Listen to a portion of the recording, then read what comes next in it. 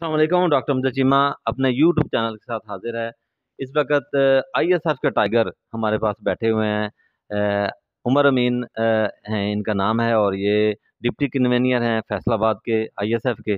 ان سے پوچھتے ہیں کہ جو آئی ایس ایف ہے وہ موجودہ جو لانگ مارچ ہے اس کے حوالے سے کیا حکمت عملی طے کر رہی ہے فیصل آباد ڈویژن کے حوالے سے، یا جس میں ہمارے ضلع آتے ہیں، جنگ ہے، ٹوبہ ہے، چنیوٹ ہے، فیصل آباد ہے، کیا لاہ عمل ہے آپ کا؟ بسم اللہ الرحمن الرحیم۔ سب سے پہلے چیمہ صاحب اور خالد صاحب آپ کا شکریہ کہ آپ نے ہمیں ٹائم دیا۔ میں تھوڑی سی اپنی اس طرف آنے سے پہلے تھوڑی سی اسٹریٹجی بتا دیتا ہوں کہ آئی ایس ایف نے لانگ مارچ کے حوالے سے کیا ہے۔ سب سے پہلے جو ضروری تھا نا کہ اسٹوڈنٹ تحریک شروع ہونا ضروری تھی، اسٹوڈنٹ موبلائزیشن سٹارٹ ہونا ضروری تھی۔ اس کے لیے ہم نے کیا کیا؟ اس کے لیے ہم نے مختلف یونیورسٹیز کے باہر کیمپ لگائے، اویئرنیس دی، ممبرشپ دی، آزادی مارچ کے حوالے سے لوگوں کو، اسٹوڈنٹس کو موبلائز کیا۔ اس کے بعد میرے پاس چونکہ ڈسٹرکٹ کی ذمہ داری ہے، ڈسٹرکٹ میں جتنی تحصیلیں آتی ہیں ان کا ریکارڈ موجود ہے، ہر تحصیل میں خود جا کے ممبرشپ کیمپ لگایا، آزاد لانگ مارچ کے حوالے سے لوگوں کو موبلائز کیا۔ جب وہ موبلائزیشن ہو گئی، لوگوں کو علم ہو گیا، اس کے بعد ہم نے پراپر پلان بنایا کہ لانگ مارچ میں نکلنا کیسے ہے۔ سب چونکہ فیصل آباد ڈویژن کی قیادت اسد عمر صاحب سٹارٹ کر رہے ہیں، وہ جنگ سے سٹارٹ ہوتے ہوئے اتوار کو فیصل آباد سٹی میں پہنچیں گے۔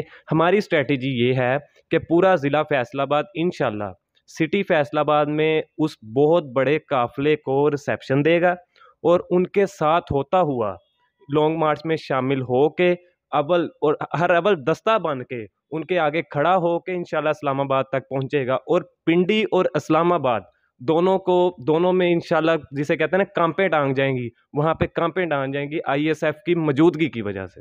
اچھا، یہ بتائیں کہ آپ ورکنگ بھی کر رہے ہیں، جس طرح آپ نے بتایا کہ ورکنگ ہم کر رہے ہیں یہ یونیورسٹیز میں، یہ نوجوان جو ہیں ہمارے ٹائیگر ہیں ان کے اندر جذبہ کیسا ہے اس کا؟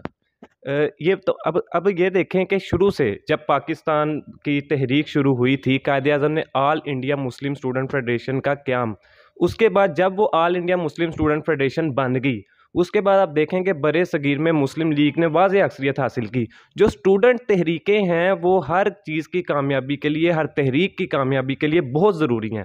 اب ہم ہر یونیورسٹی میں گئے ہیں، اور اسٹوڈنٹ طبقہ جس طرح پہلے بات ہوئی کہ 85% اسٹوڈنٹ، 85% اسٹوڈنٹ جو ہیں عمران خان کے نظریے کے ساتھ کھڑے ہیں، اور یہی چیز ہمیں ہر ادارے میں مل رہی ہے، ہر کالج میں مل رہی ہے۔ ہم جس تحصیل میں گئے ہیں، ہر تحصیل میں نوجوانوں کا جذبہ بھرپور ہے، اور وہ اس عزم کے ساتھ انہوں نے طے کر لیا ہے کہ ہم انشاءاللہ اسلام آباد ہر حال میں پہنچیں گے۔